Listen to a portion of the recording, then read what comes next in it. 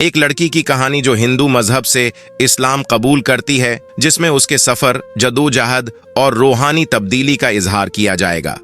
کہانی: روشنی کا سفر۔ میرا نام پریاں تھا اور میں ایک ہندو خاندان میں پیدا ہوئی تھی۔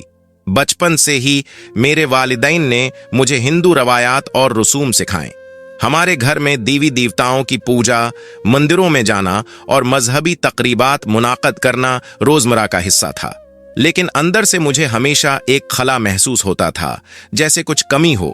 جیسے جیسے میں بڑی ہوئی، دنیا کو اور مذہب کو سمجھنے کی جستجو بڑھتی گئی۔ ایک دن میری ملاقات عائشہ سے ہوئی، جو ایک مسلمان لڑکی تھی۔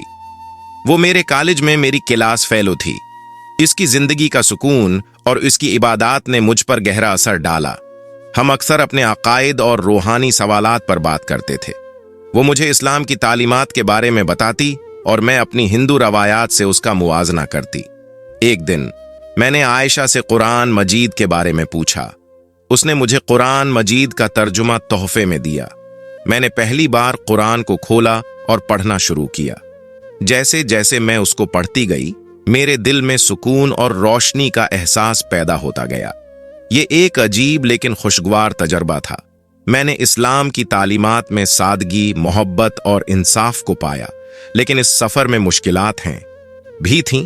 میرے گھر والوں نے میری یہ دلچسپی محسوس کی اور سخت ردعمل ظاہر کیا۔ انہوں نے مجھ سے کہا کہ میں اپنے عقیدے پر قائم رہوں اور اسلام کو چھوڑ دوں، لیکن میرے دل میں ایمان کی چنگاری جل چکی تھی۔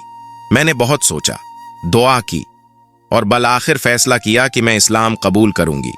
یہ فیصلہ میرے لیے آسان نہیں تھا۔ میرے والدین نے مجھے چھوڑ دیا، میرے دوستوں نے میرا ساتھ چھوڑ دیا، اور میں نے اپنے پرانے معاشرتی حلقے کو کھو دیا۔ لیکن اس کے باوجود مجھے اندر سے ایک نئی شناخت ملی، ایک ایسی شناخت جو میری روحانی تسکین اور قلبی سکون کا ذریعہ بنی۔ میں نے اسلام قبول کیا اور میرا نیا نام فاطمہ رکھا گیا۔